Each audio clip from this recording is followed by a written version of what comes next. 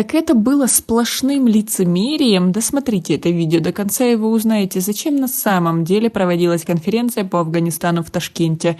Подписывайтесь на наши обновления и точно будете в курсе всего самого актуального. В Ташкенте завершилась международная конференция по Афганистану. По ее итогам было принято заявление, в котором были отражены все вопросы, пути решения которых мировое сообщество обсуждает с момента прихода к власти в этой стране Талибан. Однако есть другая трактовка проведения этой конференции.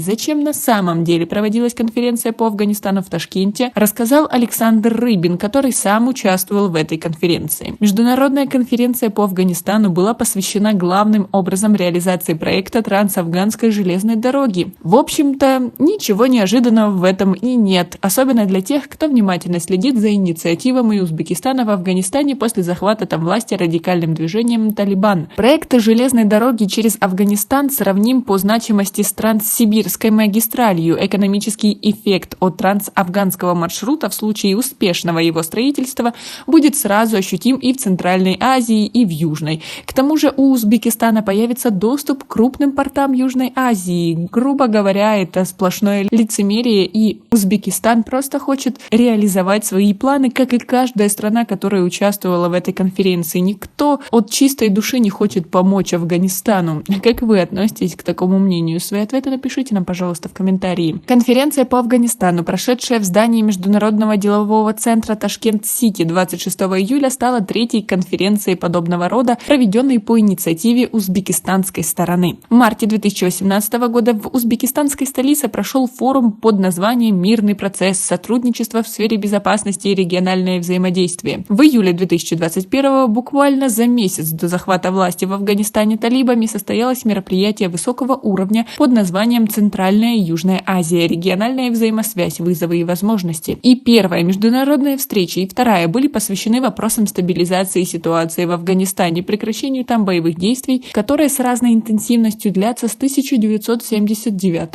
года. Нынешняя конференция, как отметил глава делегации талибов, министр иностранных дел в правительстве, сформированном радикальным движением Амир Хан Мутаки, первое за много лет международное мероприятие по Афганистану, которое посвящено не вопросам безопасности в этой стране, а ее экономическому развитию. То есть Мутаки дал четко понять, зачем талибы приехали в Ташкент. С откровенно скучающим лицом Мутаки выслушивал от дипломатов разных стран и представителей международных организаций набор обязательных условий для признания правительства талибов. Создание коалиционного правительства, включающего представителей различных этнических групп и политических движений, соблюдение прав женщин. Эту тему обошел стороной только один из выступавших, спецпредседатель президента России по Афганистану Замир Кабулов. Действительно, зачем? На совершенно неожиданном 10-минутном брифинге Мутаки для прессы, который состоялся после окончания выступлений делегатов и о котором стало известно в последний момент, его не было в расписании конференции. Министр иностранных дел талибов еще раз подчеркнул важность инфраструктурных проектов Узбекистана в Афганистане, которые, по его словам, будут способствовать налаживанию мирной жизни на афганской территории, а также вовлечению афганцев в проекты регионального международного масштаба. Таким образом, Узбекистан на конференции в Ташкенте очень четко обозначил свои приоритеты в Афганистане, а талибы, в свою очередь, дали понять, что весьма заинтересованы в этих проектах. Однако, помимо желания построить железную дорогу и обеспечить безопасность строителей, нужны деньги. Проект Трансафганской железной дороги требует порядка $5 миллиардов.